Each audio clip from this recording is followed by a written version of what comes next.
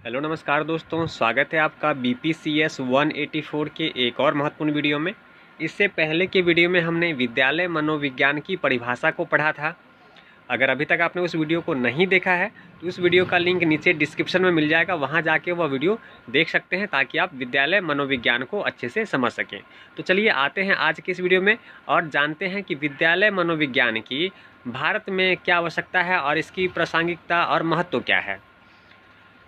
उससे पहले अगर चैनल पे आप नए हैं तो चैनल को सब्सक्राइब कीजिए और साथ में बने बेल आइकन को भी क्लिक कीजिए ताकि ऐसे ही महत्वपूर्ण वीडियो लगातार आपको मिलता रहे, क्योंकि इस चैनल पे आपको एग्ज़ाम से संबंधित जो भी प्रश्न आते हैं उसको यहाँ पढ़ाया और समझाया जाता है। तो चैनल को सब्सक्राइब अवश्य कर लें। तो चलिए शुरू करते हैं आज के विषय को और समझते हैं विद्यालय मनोविज्ञान की आवश्यकता एवं प्रासंगिकता को। जैसा कि हम सभी जानते हैं कि भारत में जो है 0 से 14 वर्ष के आयु वर्ग की जो जनसंख्या है वो करीब 37.24 करोड़ है। अगर हम कुल जनसंख्या को देखें तो हम कह सकते हैं कि कुल जनसंख्या जो है सो 121 करोड़ है और उस कुल जनसंख्या में करीब 30% आपको 0 से 14 वर्ष के बच्चे शामिल हैं। वहीं देखिए, अगर आगे बढ़े तो देखें कि देश में सरकार ने बच्चों की शैक्षणिक आवश्यकताओं की पूर्ति के लिए अनेक महत्वपूर्ण योजनाएं लागू की हैं, जैसा कि आप सभी जानते होंगे। जैसे सर्व शिक्षा अभियान हो गया, जिसमें कि जो कि 2000 में लागू किया गया था, एवं शिक्षा का अधिकार जो कि 2010 में लागू किया गया था। इन सभी योजनाओं का एक ही उद्देश्य है, किसी भी प्रकार बच्चों को कक्षाओं तक अधिक से अधिक उनकी उपस्थिति को दर्ज कराया जाए तथा जो बच्चे बीच में पढ़ाई छोड़ देते हैं ऐसे बच्चों की संख्या में कमी लाना ही इन योजनाओं का उद्देश्य होता है। विद्यालय बड़ी बड़ी संख्या में बच्चों में दाखिला करवाने के लिए विभिन्न समुदायों को आकर्षित करने में सक्षम है। विद्यालय अगर देखें तो बच्चों को दाखिला कराने में तो समर्थ होती है, वह लोगों को आकर्षित करती है, लोग आके विद्यालय में दाखिला भी लेते हैं। साथ ही देखें तो मानसिक स्वास्थ्य कार्यक्रम लागू करके विद्यालयों से बच्चों को जोड़ने में सफलता मिल रही है।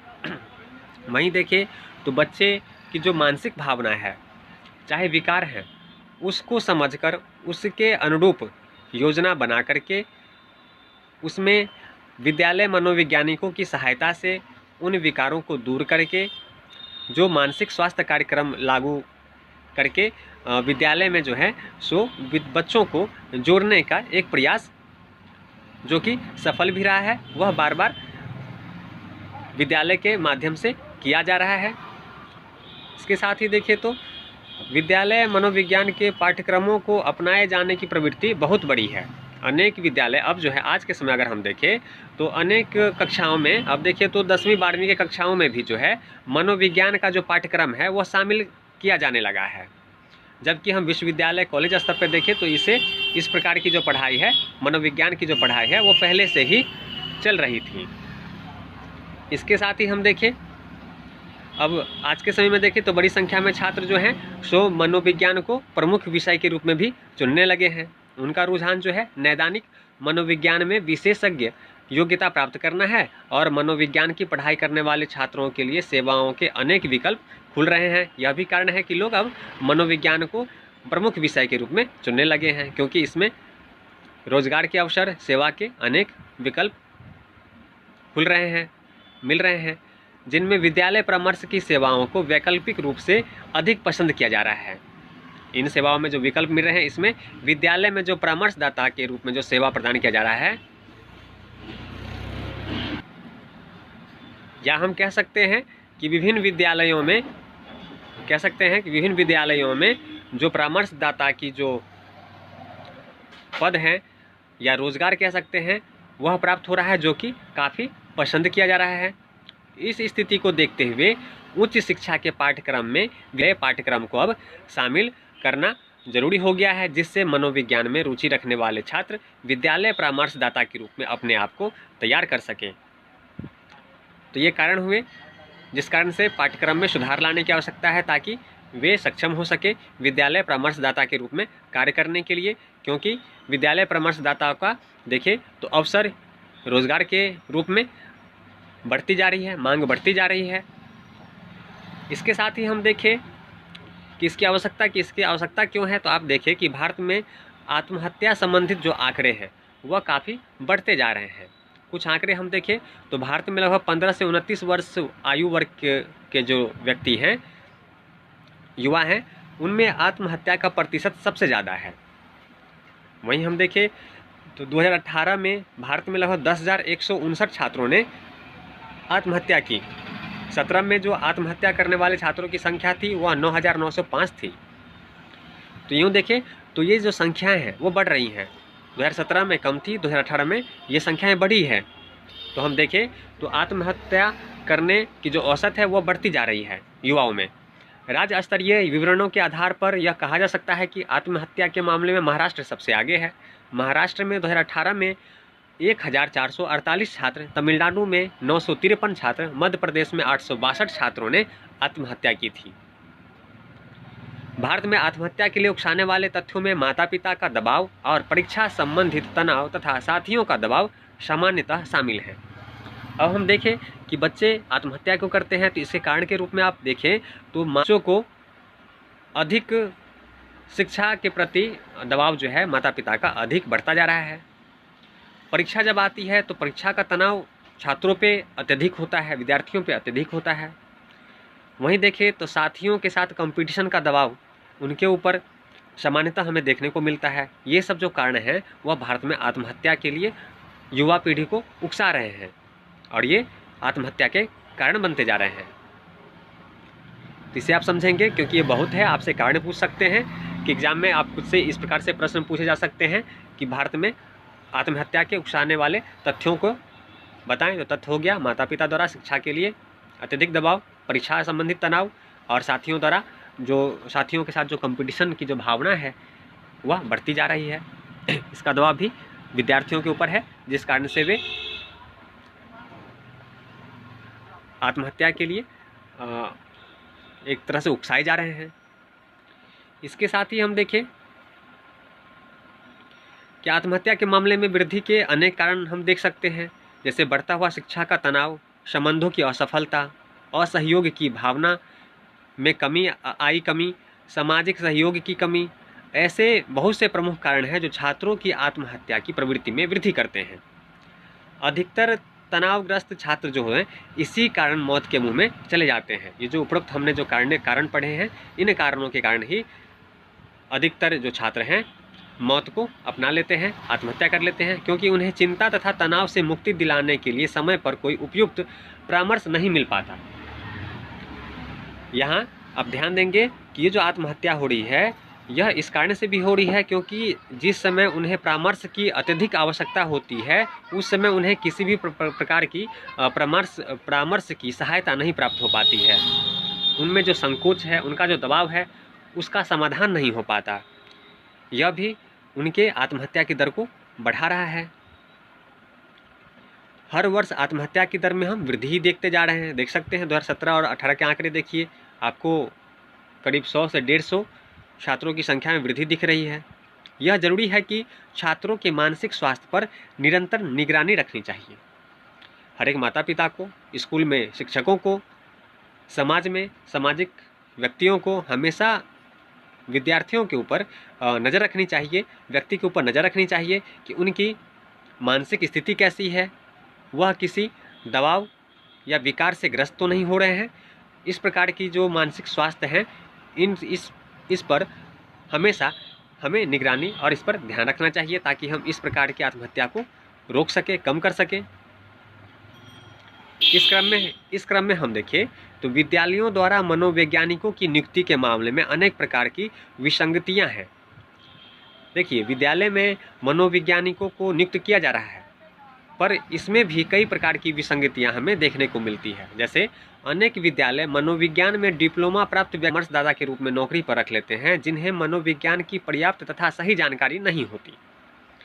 देखिए, स्कूलों में क्या होता है, सर्टिफिकेट डिग्री के अनुसार से तो वे व्यक्ति को अपने यहाँ परामर्शदाता के रूप में नौकरी पर रख लेते हैं, पर होता क्या है, उन्हें मनोविज्ञान की जो है पर्याप्त जानकारी और सही जानकारी नहीं होती। डिग्री तो होती है पर धरातल पर कार्य करने की अनुभव उनमें नहीं होती।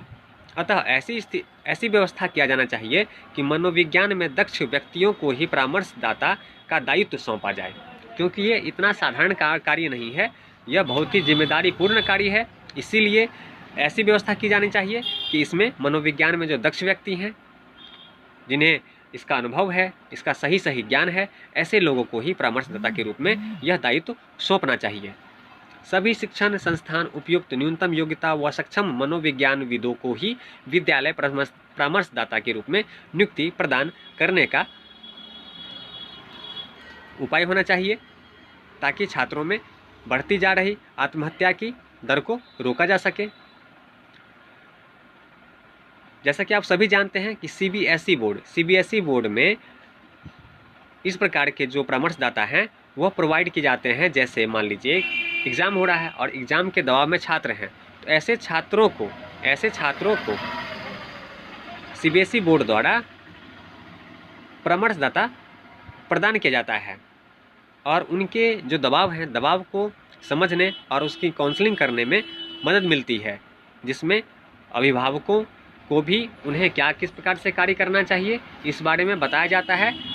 तो इस प्रकार हम देखते हैं, तो इसमें सीबीएसई बोर्ड जो है, सीबीएसई अपने छात्रों को चिंतित छात्रों को मनोवैज्ञानिक परामर्शदाता उपलब्ध कराती है। इसके लिए टोल फ्री नंबर भी दिया गया है, जो कि 1811-8004 नंबर है, जिस पे अभिभावक कॉल करके फ़ोन करके परामर्शदाता के परामर्श को प्राप्त कर सकते हैं।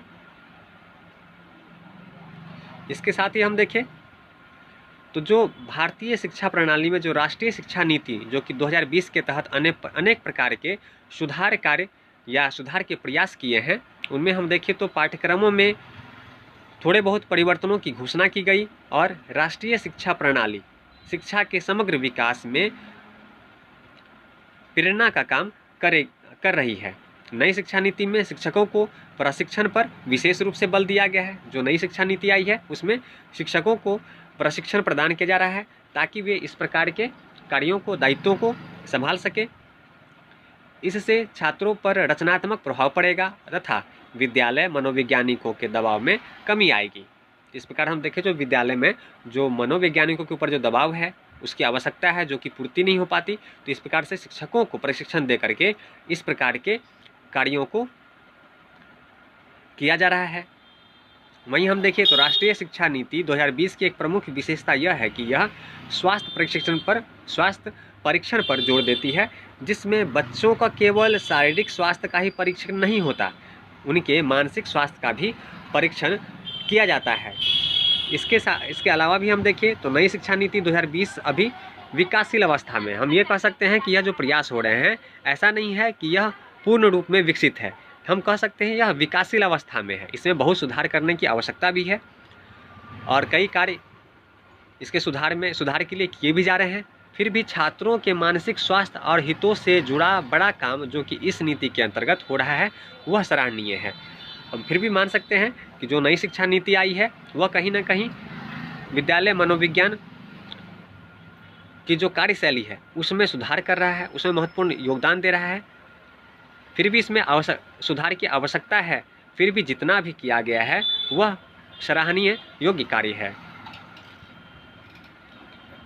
वहीं आप देखिए तो 2019 के आसपास जो कोविड के माध्यम से पूरा लॉकडाउन हुआ था, सारी गतिविधियां जो है ऑनलाइन हो गई थी।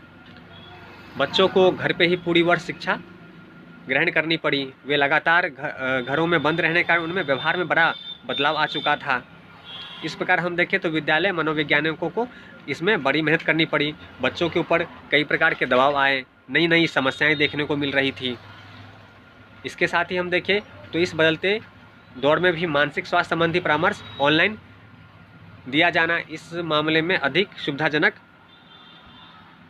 साबित हुआ, जो कि बच्चों को विद्यालय परामर्शदाता के सामने उपस्थित होने में जो झिझक हुआ करती थी उससे उन्हें मुक्ति मिली। तथा इस प्रकार के कार्यों को करना आवश्यक है, ताकि भविष्य में अगर मान लीजिए ऐसी स्थिति बनती है तो बच्चों को मान लीजिए मानसिक समस्या है तो वह साक्षात फेस टू फेस मिलने में उन्हें संकोच होता है, तो ऑनलाइन के माध्यम से वे परामर्श ग्रहण कर सकते हैं। इस प्रकार की व्यवस्था होनी चाहिए। तो ये सब कहीं ना कहीं सुधार के प्रयास होंगे। हमारा देश जो है विकसित देश है, विकासशील देश है और हमें इस बात का भी ध्यान रखना चाहिए कि विद्यालय मनोविज्ञान के विकास पर जो हमें प्रभाव दिखाई पड़ता है वह पश्चिमी देशों में विद्यालय मनोविज्ञान एक विशिष्ट क्षेत्र के रूप में अपनी जड़ें जमा चुका है। हमें आज जो विद्यालय मनोविज्ञान की आवश्यकता या प्रभाव जो हमें अपने दिख रहा है, वहीं हम पश्चिम के देशों में हम देखें तो यह जो क्षेत्र है वह विशिष्ट क्षेत्र के रूप में अपनी पहचान बना चुका है, यानी कि इसकी आवश्यकता बहुत अत्यधिक और इसको बहुत अत्यधिक महत्व दिया जाता है। इसके अलावा हम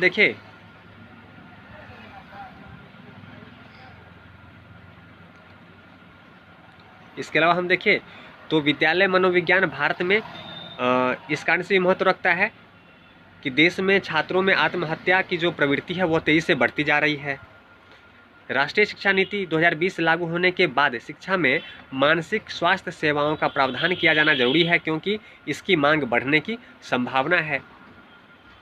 इसके साथ ही हम देखिए जो विद्यालय मनोविज्ञान है उसका महत्व इसलिए भी है कि ऑनलाइन चिकित्सा के रूप में विद्यालय मनोविज्ञानियों या परामर्शदाताओं की भूमिका सर्वव्यापी महामारी जैसे कोविड के समय अत्यधिक बढ़ने लगी है और इसकी आवश्यकता महसूस की जा रही है।